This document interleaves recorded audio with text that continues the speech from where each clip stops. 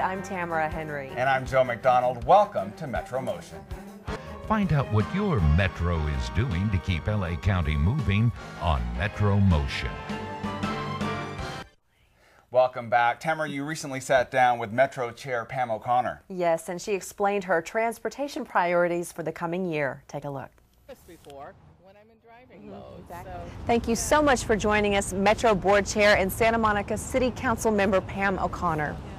As Metro Board Chair, you help set this agency's mobility agenda. What transportation priorities will you be highlighting in the coming year? Well, first of all, it's going to be on maintaining and expanding the wonderful system that's here. This is the network, the county rail, the county bus system, working with the municipal operators. There are 16 of them in LA County, including Santa Monica's Big Blue Bus and a lot of others. So to make sure that network is running cleanly, is running efficiently, reliably, because that's the core of it. My own personal, I'm very excited about some of the plans, including light rail that's being built to the west side. It's under construction to Culver City, doing the environmental planning to get that to Santa Monica. And as well on another, I think people in LA County, I know this myself too, are interested in environmental sustainability issues, climate change. And the agency has been doing a really good job at that, but we can step it up a notch and to do a bit more to put together a sustainability plan. And I have a few ideas on that too. The Los Angeles region is still the car capital of the world. What more can Metro do to promote ride sharing? There are a whole lot of things to do. And actually one of the kind of keys off of is we all are talking about climate change and global warming and people thinking about what options they have to take alternative means of transportation, including transit. And Metro really supports people in finding options.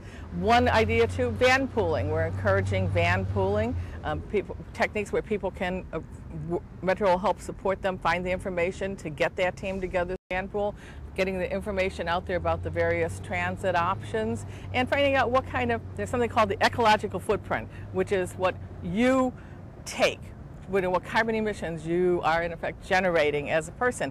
And I hope that we can get people thinking a little bit about that, how they, in different aspects of their life, make choices and try transit, try van pooling and other kinds of options. And Metro is there to be the conduit, both to supply the ride and to help people find ways to find those alternative rides. Is there anything that can be done in the short term to relieve worsening traffic on local streets and highways?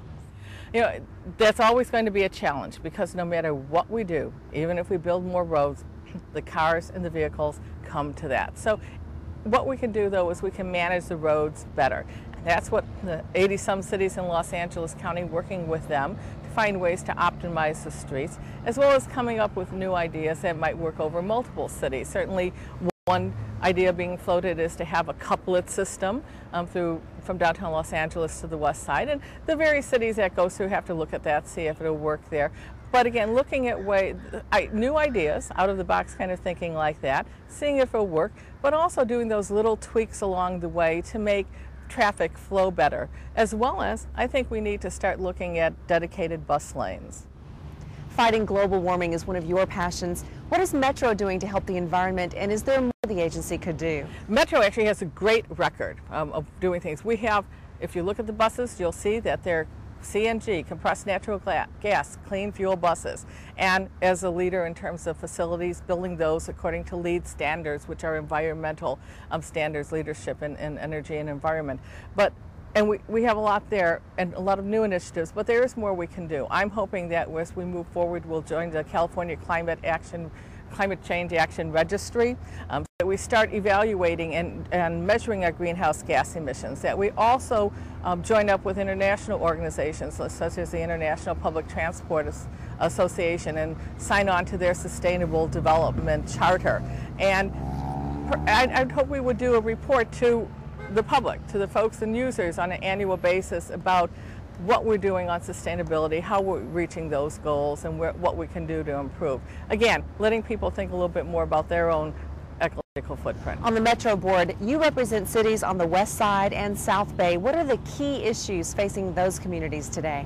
Traffic on the West Side, and again, as I mentioned, the Expo project, getting the light rail to the west side is very important, critical to this area. I also represent the South Bay cities, and the South Bay cities have some different issues, because they are part of that trade corridor from the ports as goods are distributed throughout the county. So they are working those kinds of issues. South Bay cities too have some innovative research they're doing that will have practical applications, because they're developed a little more of a suburban model, and they're looking at how to make their cities more livable and land use work with transit better and transportation in a lower density model. Do you have an opinion about congestion pricing, toll roads, or charging drivers to use the freeway carpool lanes? And what about one-way streets? Oh, complicated issues. Well, the Metro Board just a few weeks ago passed a motion to look at congestion pricing, and that is something that I do think we need to take a look at, because we have in the county, and people know we have the need for more projects to get things built. I've talked about Expo because we're here on the west side, we're in Santa Monica, but there are a lot of other projects, other light rail projects, other busways in San Fernando Valley and Crenshaw, and to get those we have to look at ways to fund that, and also to perhaps meter congestion and have people would make some driving choices. So there are different kinds of congestion pricing. We're going to start looking at that. Well, there's toll roads.